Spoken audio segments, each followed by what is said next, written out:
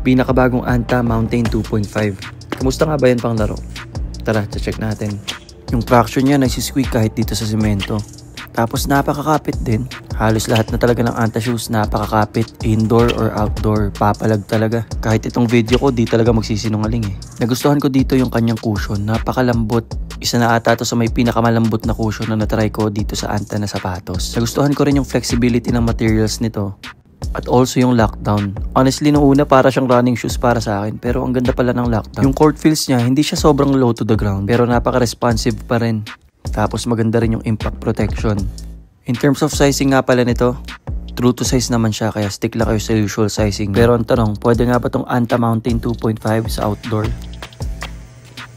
Sinuri ko at mukhang pwede naman. Dahil solid rubber naman yung kanyang outsole. Aesthetic wise, napakasimple niya lang pero talagang di tinipid sa materials. At yun na nga ang Anta Mountain 2.5. Sa mga gusto nga pala mag-order, nandyan yung link.